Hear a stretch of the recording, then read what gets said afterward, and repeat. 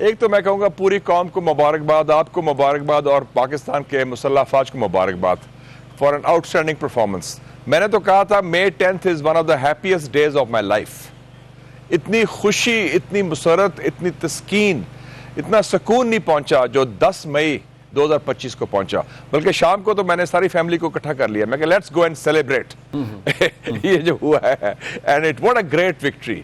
ये 1962 के बाद हिंदुस्तान की जिल्लत तरीन शिकस्त हुई है।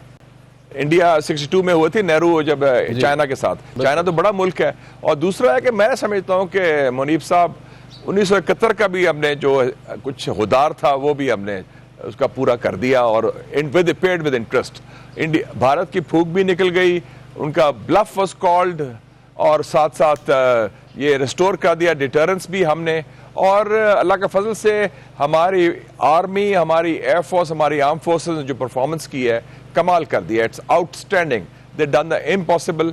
मैं समझता हूँ कि इसमें जो स्ट्रेटेजिक क्लैरिटी थी हमारी आर्म फोर्सेस लीडरशिप की, और ख़ास तौर पे जो यूनिटी ऑफ कमांड कह लें among the coordination of the arm forces, specially general Syed Asim Munir army chief और air chief marshal Zaheer Ahmed Babar Sidhu, इन्होंने जो लेड फ्रॉम द फ्रंट और दबंग तरीके से और प्रोफेशनल तरीके से, और हमारे जो पायलट्स हैं उन्होंने जो परफॉर्म किया, और we were dominating the air, the ground, technology and also cyber supremacy. ये नई बात आई है, साइबर सुप्रीमेसी।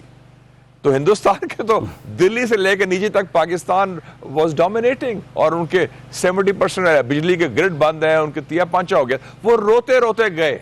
और ये मैंने प्रिडिक्ट भी किया था टीवी चैनल्स में कि उन्होंने कहा जंग बढ़ेगी। मैं कहा नॉट एट ऑल, मोदी बुली है, हमने ब्लफ कॉल कर ली है, उसकी फूक निकल गई है, ये रोता जाएगा अमेरिका, और अमेरिका को कहेगा इंटरवीन करें। वही हुआ, और लास्ट टाइम भी ये हुआ था। इनका कहते हैं कि थर्ड पार्टी मीडिएशन नहीं होने देंगे, वही उन्होंने ट्रंप को कहा, और ट्रंप ने, मैं समझता हूं, बड़ा अच्छा रोल अदा किया। दबंग आदमी है वो भी, और उसने कहा कि जी कश्मीर इशू है, उसको डिस्कस करो। तो overall Modi has lost big time. अब ये ब्लफ, ब्लस्टर, धमकियां, ये इस टाइप की बातें, और उनका मीडिया जो एक्सपोज हुआ है टोटली झूठ और फ्रॉड की बुनियाद पर, तो क्या कहें उनको। और एक छोटे मुल्क से उन्हें मार खाई है, तो अल्लाह का बड़ा फजल है।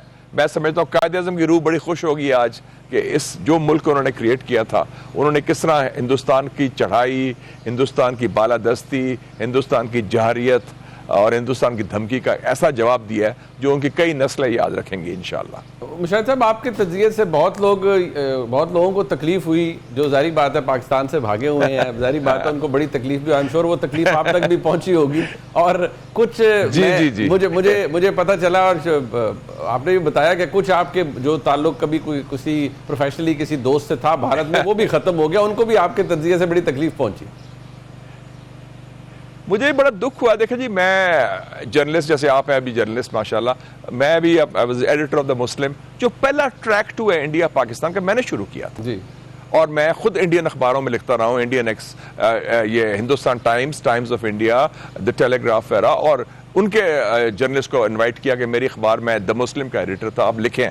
और मेरे ख्याल में ये कम्युनिकेशन होना चाहिए, सिविलाइज होना चाहिए, इख्तलाफ अपनी जगह, लेकिन अब क्योंकि हम हमसाए भी हैं, लेकिन इख्तलाफ राय होता है, हम भी करते रहे हैं, वो भी करते रहे। लेकिन जो इस दफ़ा मैंने देखा मुनीब साहब, मुझे बड़ा दुख भी हुआ, अफसोस भी हुआ कि हम कहते थे इंडिया जमहूरियत है, इंडिया एक सेकुलर मुल्क है, इंडिया एक बड़ा लिबरल मुल्क है।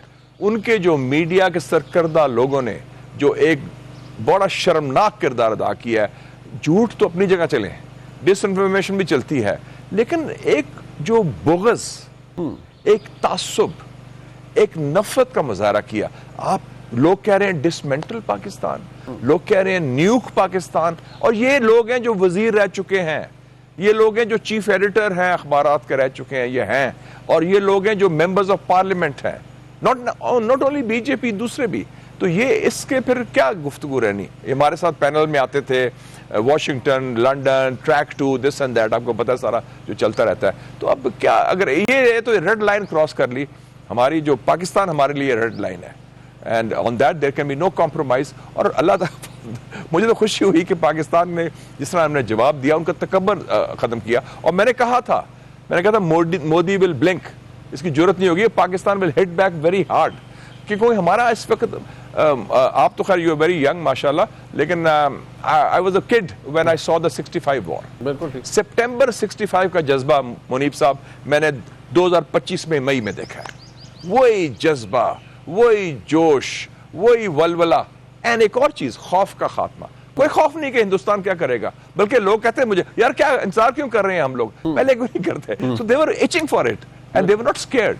तो that's a sign of a very dynamic जिंदा दिल कौम माशाल्लाह। तो ये एक बड़ा, और जो कौम की यकजहती हुई है विद आर्म फोर्सेस, एक पेज पर, सिर्फ नहीं एक पेज पर, बड़े मुकम्मल यकजहती कि जी ये हमारा दुश्मन है, हमने मिल के मुकाबला करना है। तो मेरे ख्याल में ये पाकिस्तान, और चर्चिल की किताब में पढ़ा था, देयर फाइनेस्ट आर, उन्होंने लिखा था वर्ल्ड वॉर 2 के बारे में, this was our finest hour that we rose to the occasion. माशाल्लाह। बिल्कुल। अच्छा मुशाहिद साहब, आपने क्योंकि बड़ा क्लोजली देखते हैं कि आपने पहले भी प्रेडिक्ट किया कि Modi will blink, and obviously that's what exactly happened, but अब इशू ये है कि, और मैंने कहा था ट्रंप विल इंटरवीन, मैंने ये भी कहा था अमेरिका विल इंटरवीन। ऑल्दो हमें लग रहा था एक दिन पहले जेडी वैंस कह रहे हैं एक इंटरव्यू के अंदर कि कोई वो हमारा ताल्लुक नहीं है, ये we can not make them do stuff. But अब मुझे ये बताइए कि सर CNN पे, I am sure you must have come across, एक स्टोरी है अबाउट सम क्रिटिकल इंटेलिजेंस जो कि मिली अमेरिका को, and obviously they rush to, या इंडिया ने उनको रश किया है, जो भी था। अब मोदी ने आज अपनी स्पीच में कहा है कि हम न्यूक्लियर किसी उससे ब्लैकमेल नहीं होंगे।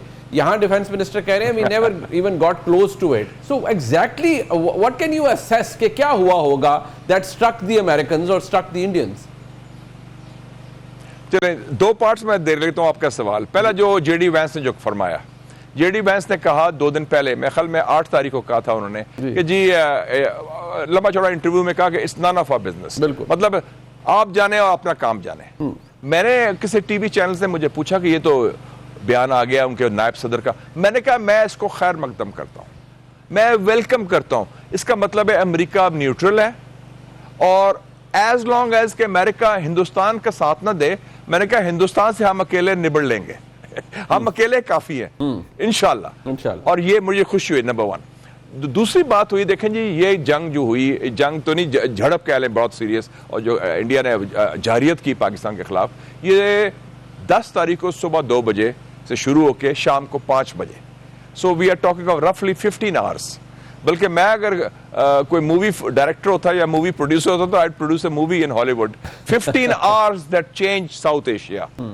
पूरी जो साउथ एशिया का लैंडस्केप है और हिंदुस्तान पाकिस्तान ताल्लुकात, उसकी बुनियाद जो है तब्दील होगी ये 15 घंटे में। 2 बजे उन्होंने हमला किया, जारियत की, 4:30 हमारा जवाब शुरू हुआ, और हमने उनका तिया पांचा कर दिया। हर लेवल से जवाब उन्होंने 6-7 जगह किया, हमने 26 जगह किया। दिल्ली में ड्रोन्स जा रहे हैं हमारे, उनकी सारा इलेक्ट्रिसिटी ग्रिड बंद हो गई है, उनके S-400 अटैक हो रहे हैं, सारा हो रहा है।